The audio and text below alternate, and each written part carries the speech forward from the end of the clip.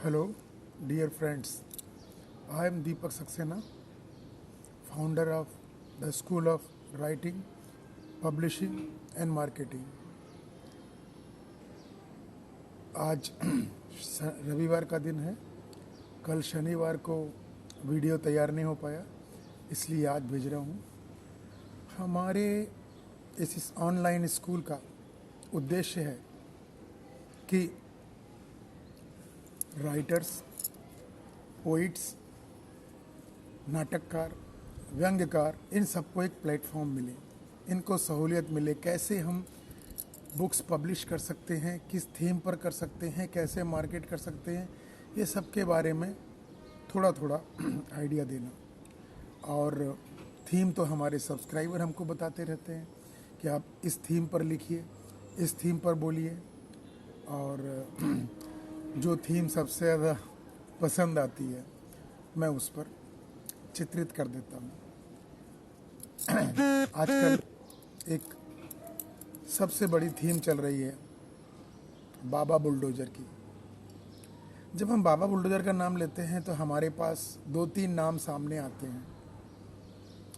जैसे पहला नाम योगी आदित्यनाथ, दूसरा नाम शिवराज सिंह चौहान, तीसरा नाम हेमंत बिस्वा शर्मा, और अभी नया नाम जुड़ गया है खट्टर।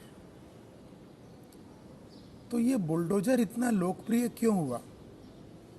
बुलडोज़र इतना लोकप्रिय क्यों हुआ?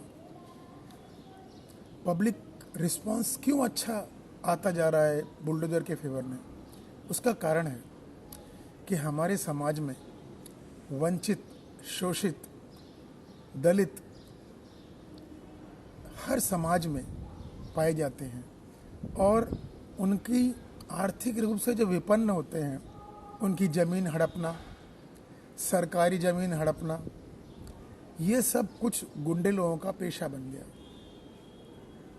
सिर्फ ज़मीन हड़पना ही नहीं, इसके अलावा बहुत सारे अत्याचार करना, शारीरिक, मानसिक, देश के प्रति अनाचार करना, ये सब इतना आम हो गया था कि खासकर यूपी की पब्लिक तो समझ बैठी थी अब कुछ नहीं हो सकता, अब तो बस इसी तरह जीना है। लेकिन आशा की किरण आई, योगी आदित्यनाथ मुख्यमंत्री बने, क्योंकि उनके पास पीठ का, गोरक्षनाथ का अनुभव था प्रशासन का, और वो इसके पहले भी अन्याय के विरुद्ध लड़ते रहे हैं। हंसते हुए, रोते हुए, हर तरह से उन्होंने किया। और उसी प्रशासनिक कठोरता को उन्होंने जब उत्तर प्रदेश में लागू किया तो काफ़ी बड़े बड़े लोग बिलबिला उठे। और इसमें से बुलडोज़र एक पोटेंट फोर्स था, एक ऐसा अस्त्र था, क्योंकि जो गलत काम करते हैं, जो अनैतिक कार्य करते हैं, अधिकतर सरकारी ज़मीन पर कब्जा करना, अनऑथराइज्ड अतिक्रमण करना, ये सब उनका धंधा है। और यही अस्त्र योगी जी को मालूम पड़ गया, योगी जी को मालूम पड़ गया। और उसके अलावा उनका एक और अस्त्र है, एनकाउंटर। जब कोई अदालत, अब ये समझने वाली बात है, लोग अक्सर बोलते हैं कि कानून अपने हाथ में ले रहे हैं, लेकिन जब कोई अदालत निर्भया को 20-20 साल तक इंसाफ नहीं दिला सकती, सबूत सामने सब कुछ, वीडियो सामने सब कुछ नहीं दिला सकती, तो क्या रास्ता बचता है? पब्लिक में इस बात पर खुशी की लहर आ जाती है जब बाबा बुलडोज़र अपना न्याय करते हैं। और बाबा बुलडोज़र, एनकाउंटर, ये सारे काम एक विशेष धर्म पर नहीं हुए, इतिहास गवाह है, विकास दुबे, अतीक अहमद, शाइस्ता अंसारी पर भी होएगा। लेकिन पब्लिक इस बात को समझती है। इसके अलावा भी जब कोरोना काल आया तो बाबा बुलडोजर ने यूपी में बाहर से आना वाला इन्फ्लक्स, मतलब जो वाकई यूपी के थे लेकिन अपने अपने स्टेट से आ रहे थे, उनका ऐसा इंतज़ाम किया जैसे कोई अपनी बेटी की शादी का करता है। और आज के दिन भारत की इकोनॉमी में सबसे बड़ा योगदान, सबसे बड़ी ग्रोथ उत्तर प्रदेश की है। और वहाँ के लोगों को रोज़गार मिला, रिकॉग्निशन मिला। आज कोई ये बोलता है मैं यूपी से हूँ तो उसे शर्म महसूस नहीं होती, जबकि आज से 15 साल पहले होती थी। पीट पीट के भगाए जाते थे। इंडिया के हर स्टेट से पीट पीट के यूपी वाले भगाए जाते थे। लेकिन आज किसी की हिम्मत नहीं है आंख उठा दे, क्योंकि योगी आदित्यनाथ है। इसी प्रकार उज्जैन में एनक्रोचमेंट हुआ, जब बढ़ा तब बाबा मामा जी को लगा अब तो बुलडोजर ही एक चारा है।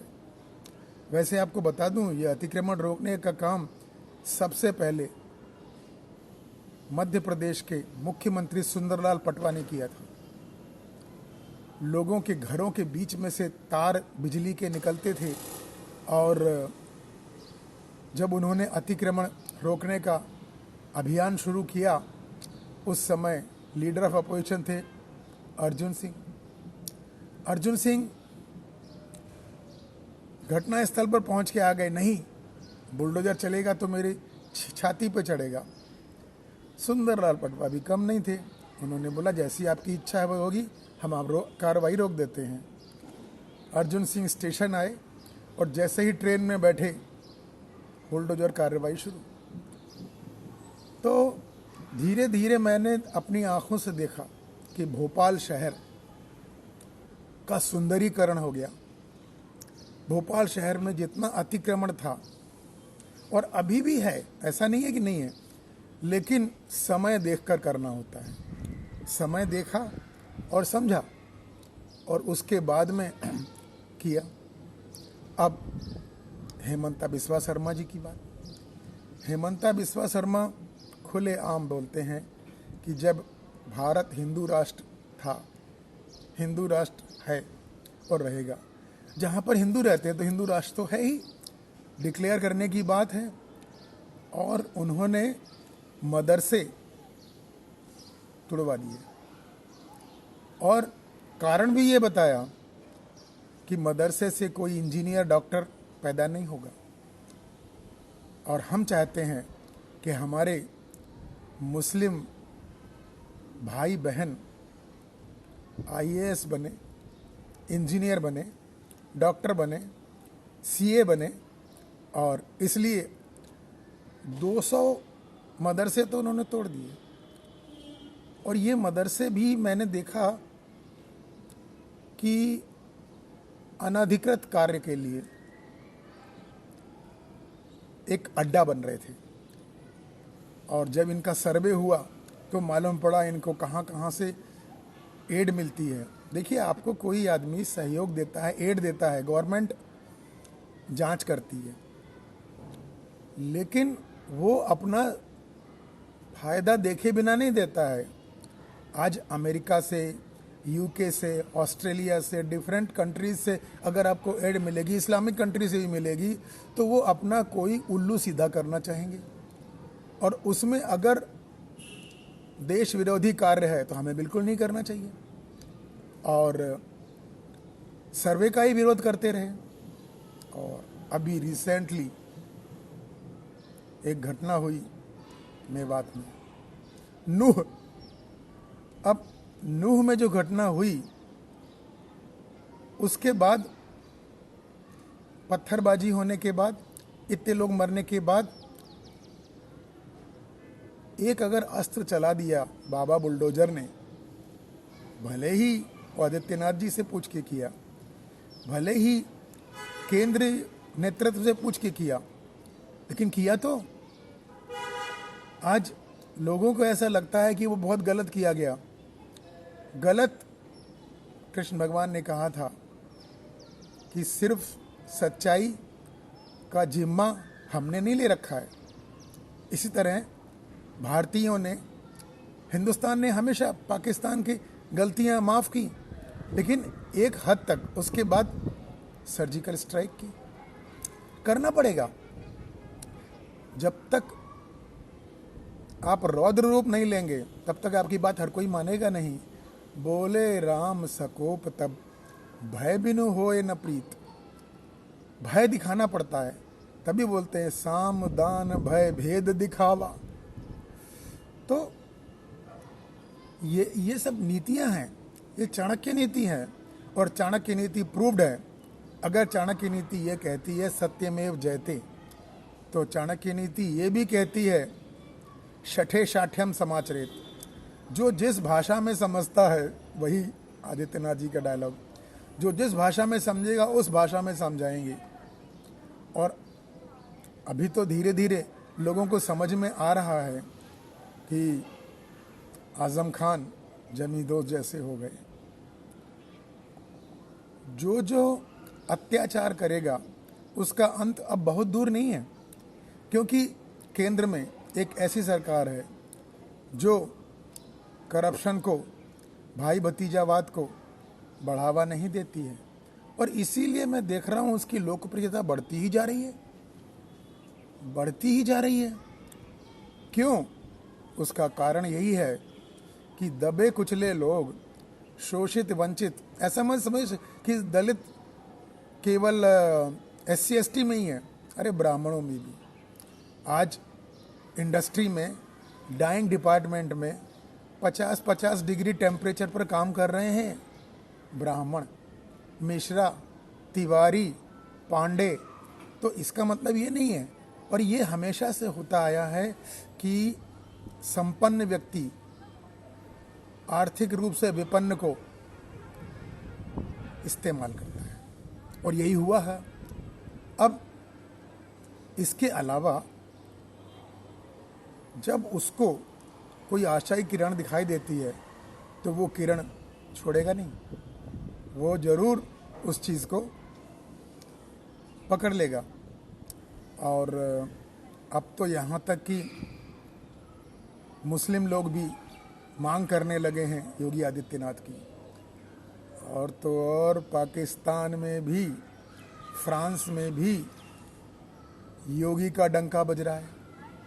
क्यों? क्योंकि लोग त्वरित न्याय चाहते हैं। ये 5-5 साल का, 10-10 साल का, 20-20 साल का लटकते रहें तो चंद्रचूड़ सिंह कुछ भी बोलते रहें, क्या फ़र्क पड़ता है? अगर आप महीने भर में न्याय नहीं दे सकते तो जनता क्या करे? पब्लिक क्या करेगी? जो उसे ठीक लगा वही उसने किया, और इसीलिए भीड़ भड़क्का होता है और लोग एक दूसरे को मारते हैं, क्योंकि पब्लिक के पास संसाधन बहुत कम होते हैं, और ये कम संसाधन जो होते हैं वो किस तरह उपयोग करना है, ये नियंत्रित रूप में नहीं हो सकता। यही बाबरी मस्जिद का हुआ था, और आने वाले समय में